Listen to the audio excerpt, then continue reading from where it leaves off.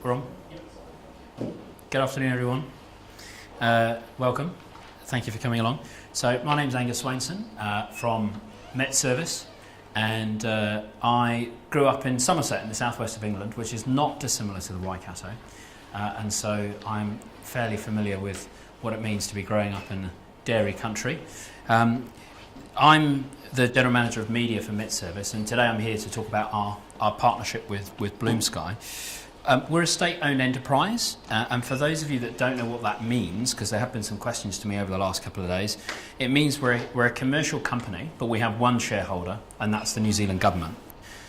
Our mission is to safeguard the life and property of people in New Zealand, and also deliver powerful weather intelligence to help people make better decisions. We do that primarily by providing weather forecasting services to the public, and also to the commercial sector, to aviation, to marine, to retail, to media, and we are the official weather forecasting body for New Zealand. So talking about it today, so Bloomsky, really what I'm talking about here is what we are doing with Bloomsky to grow weather engagement in New Zealand, and also in the context of Tech Week and certainly Farming 2020, deliver benefits to the agricultural sector as well as the public as part of our contribution to NZ Inc. So in terms of where we are today, many of you of course are deeply familiar with the world we live in today, and we've been hearing a lot about that in the talks over the last few days. The Internet of Things means a proliferation of data collection points as sensors are finding their way into absolutely every facet of human life, and in the context of Farming 2020 we've heard about sensors on animals, sensors on machinery, sensors all around the farm and at every aspect of the food delivery chain. Those data points all need to be collected and made sense of and turned into something useful. And our expectations as people, as opposed to being farmers or business people, but just as people, are really that the products and services need to be driven to new heights in terms of wanting the most up-to-date, relevant information at our fingertips at all times. In food production, we've been talking about seeing the farm as a system of inputs and outputs, and of course weather is one of those crucial inputs. So in addition to that increased tidal wave of data, we're also facing some very real tidal waves. Severe weather events are really costly to the New Zealand economy. Cyclones Debbie and Cook cost the New Zealand insurance market an estimated $42 million in claims. And by many scales, they were not the most severe weather events that New Zealand has experienced recently. These severe weather events are increasing in frequency and scale as climate change intensifies and giving us more problems. It is easy to focus on the bigger stuff, but actually, even without severe weather events, even minor fluctuations in weather on a day-to-day basis can have very material impacts on the day-to-day activities on the farm. I just heard two of the farm workers here outside queuing for their pie, wondering whether their paddocks were going to flood tomorrow with the rain that we've got coming in. So it's a very real-time example of being aware of what's happening with the weather. The pace of change that we're experiencing is also phenomenal, and it's not going to stop changing at this pace. In fact, if anything, it's going to accelerate. This chart was actually produced in 2011. I think you can see the graphic down the bottom there, 2011. And it was saying we're going to hit 7.6 billion people in 2020. Well, we actually passed 7.5 billion people in April this year. So that chart's already out of date. And you know, when we look at that, I think that we have another consideration, which is this estimate of 50 billion connected devices by 2020 is also probably out of date. So the speed at which our society is accelerating, both in terms of population numbers and connected devices, represents both a challenge and also an opportunity. Increased pressure to be much more efficient in food production, but also an increasing opportunity to harness that technology to assist in the food production chain. So we think in terms of a sort of holistic view of the weather data journey at MetService, from collection all the way to consumption, and increasingly shifting to a consumer-centric view of our mission, taking time to engage with the actual users of weather information and listening to why, where and how people engage with weather, what they're getting out of it. Based on my conversations over the last 24 hours, I think it's probably helpful to reaffirm for folks that meteorology is comprised of two key elements: observed data and modelled data. The two are inextricably linked, and we at MetService do both. The way we do both is we do it specifically for New Zealand with our highly trained meteorologists who are familiar with New Zealand's uniquely challenging topography and weather.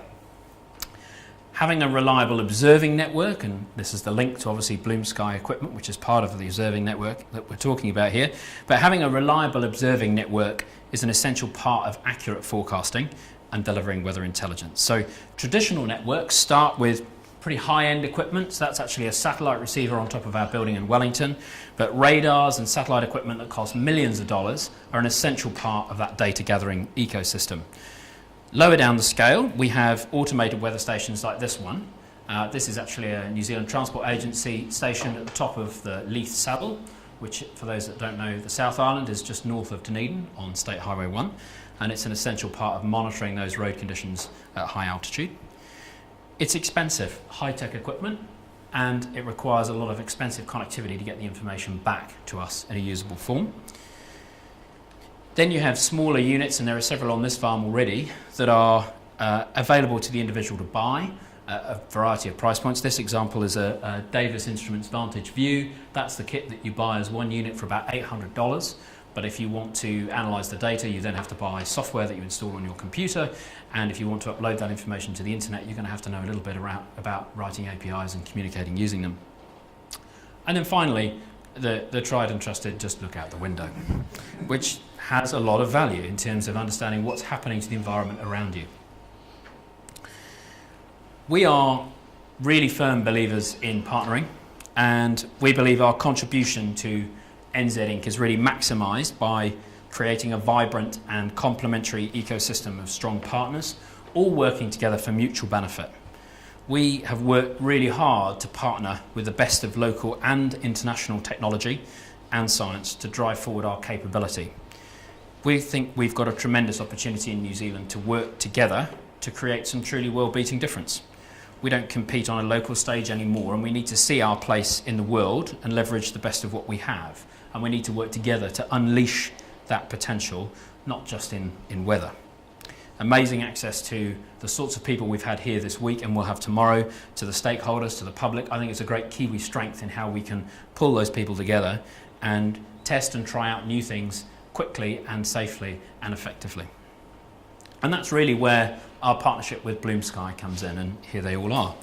So these are a group of passionate, self-confessed weather nerds, but they also happen to be award-winning industrial designers, and they've got the backing of some really strong IoT pioneers who've created a number of different devices. They're a Silicon Valley-based company. They started out as a Kickstarter project. They crowdsourced their funding in half the time that they expected to, a good sign they were onto a good thing, and also a really good, strong signal about how engaged people all over the world are with weather and what's happening around them from a weather point of view. So as a self-confessed weather nerd myself, even before being at MetService, I was an early purchaser. I loved the device. I've got one at home. It looks fantastic. I engage with it a lot. And I started a conversation with them around partnership. So many of you will have seen the device we've got here at the LIC farm just outside the door. This is I've got the one from the exhibition here next to me. And so the first device that was created is this unit here, the one in the picture, which was the Sky device.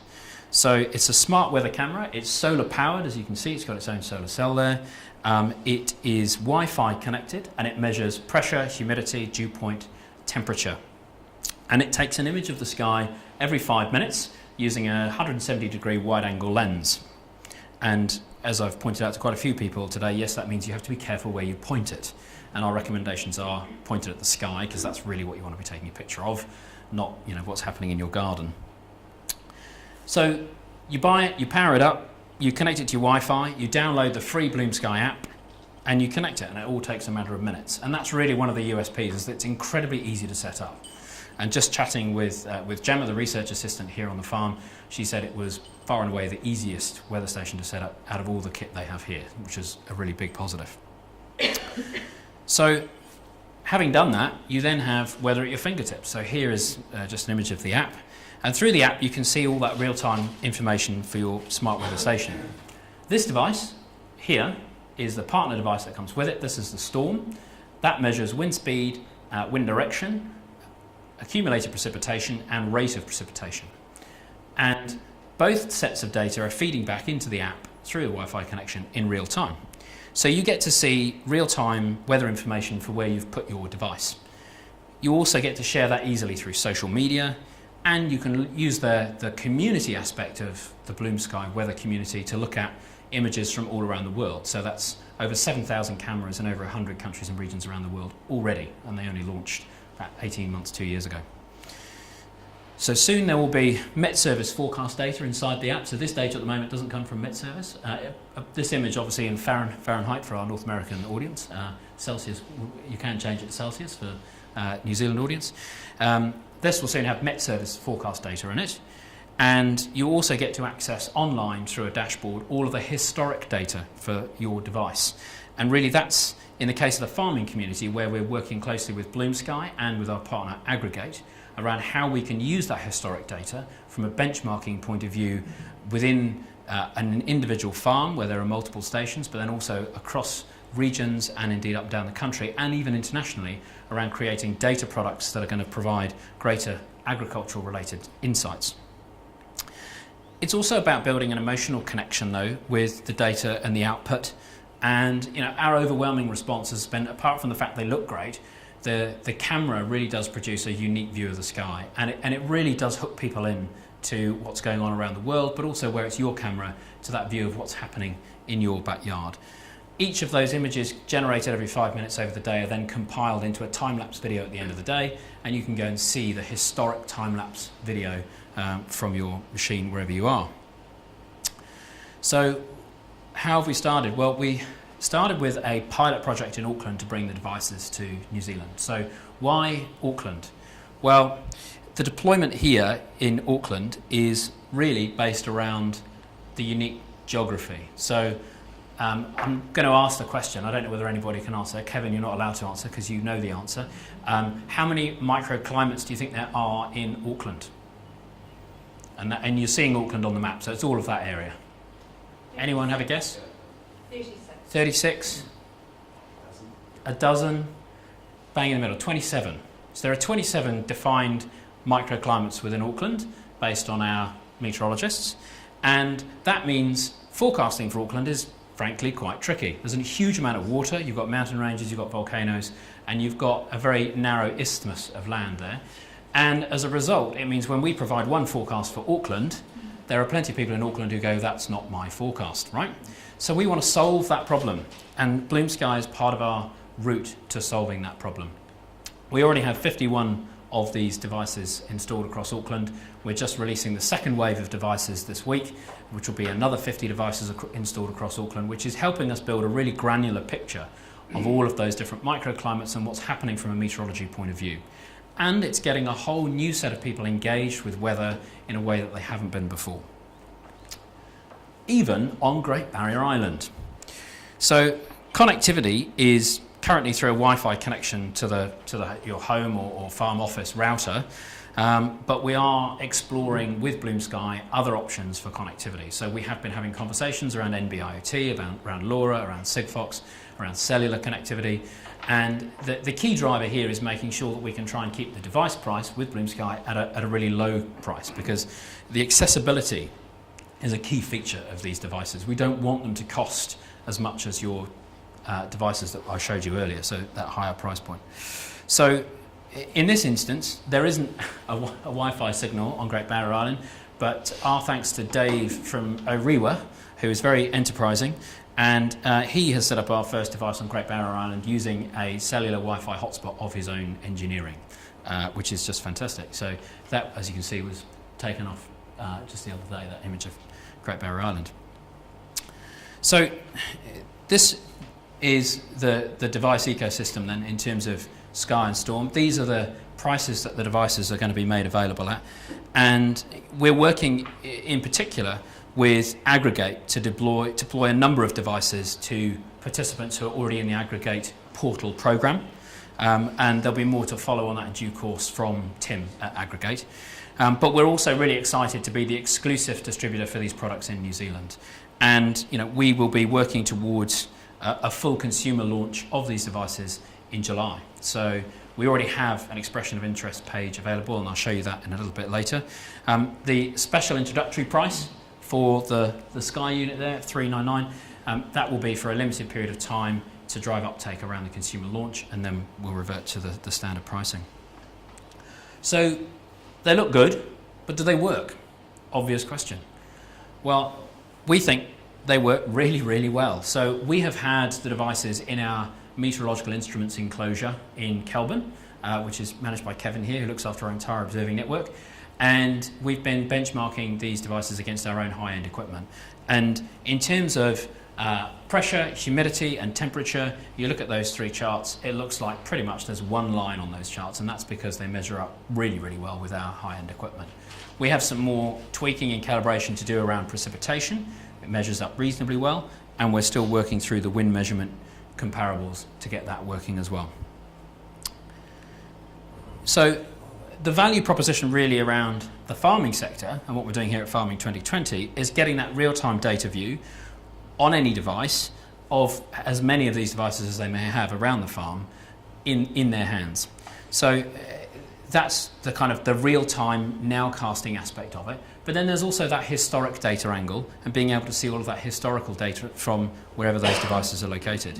There's then also the opportunity to be able to look at devices on neighbouring farms and in neighbouring regions, and also then potentially benchmark performance against those farms as well. So the inclusion of our data, MetService's data, and Bloomsky's data into the aggregate portal is really just the starting point for us. So getting the data in there so that it can be accessed easily, as well as through the Bloomsky app is part one. But part two is really about working with that data and with our own data to create new combined data products. So with the other data services that are coming into the aggregate portal, we have an opportunity to combine those sets of data with Bloomsky data, with MetService data, and actually create the what we call true weather intelligence products. So products that are actually delivering threat matrices and much more granular weather decision-making opportunities for farmers to drive higher productivity. And that's really where Sherlock comes in terms of our product for learned intelligence around weather and decision-making. The output of all of those combined data sets then is really the opportunity for us to start providing hyperlocal forecast data and decision-making support back to the smart weather station owner or the farmer where they need it most in terms of all the devices they're using. So, as I mentioned before, we now have our expression of interest page up and running for those of you interested in buying a device and joining the next generation weather community. And so I would encourage you to go to bloomsky.metservice.com, yes, EOI sign up, it's there, and you can also access it through metservice.com/Bloomsky and register your interest. Thank you very much. Any questions? Is price the main advantage that this offers over existing systems, or is it accuracy, or both? Or? We think it's a combination of all of those factors. So it's definitely price. There's no software required. You don't have to have software on your PC. You have to download the app, but the app's free. And it's really the ease of setup is one of the unique selling points. It's incredibly easy to set up. It doesn't require lots of technical know-how. The price is very accessible, and then the outputs are great. So it's a kind of combination factor of the community weather aspect, the price, and the ease of setup. Any other questions? Graham? I don't know if I already be talking about it, but wouldn't it make sense to also put a spike down in the ground and look at how moist the ground is as well? Really good question. So a lot of our farmers have asked. So Graham just asked, would we also have some sort of soil moisture component to the device family, if you like? So we've been talking to Bloomsky about that. A lot of the farmers have asked, can we have a soil moisture probe attached to this, and can we get that included as part of the device family? Part of the challenge there is soil moisture probes need to be out in the farm, which means from a connectivity point of view, Wi-Fi is not the option, so they have to use a different connection methodology. And there are some people here actually in the exhibition today talking about different solutions for that. There are a lot of soil moisture probes on the market. They range in price from $300 to, well, frankly, as much as you want to pay, anything up to $1,200. So what we're doing with Bloomsky is looking at where there might be a brand, a device brand that we feel confident fits within the price point and the family that we can add to the family of devices and say, if you want to add a soil sensor in, then this is the one we would recommend. That requires some more work around connectivity, whether that's using LoRa or Sigfox, for example, because there's smaller data packets that have got to travel further because the sensors are out on the farm. Any other questions? Yes. So will this improve forecasting for individual farms? That is absolutely the goal. Yeah. So So being how will they access that forecast? So they will access that forecast by a service we will provide back to the farmers. So that's to be determined because that's what we're working on with the Sherlock product. But the idea is absolutely that having a much denser observing network enables us to fine-tune our forecasts for much more specific locations. Absolutely. And so the goal there is to make sure that the farmer has the best available information in their hands for their farm. Any more? Okay, thank you very much.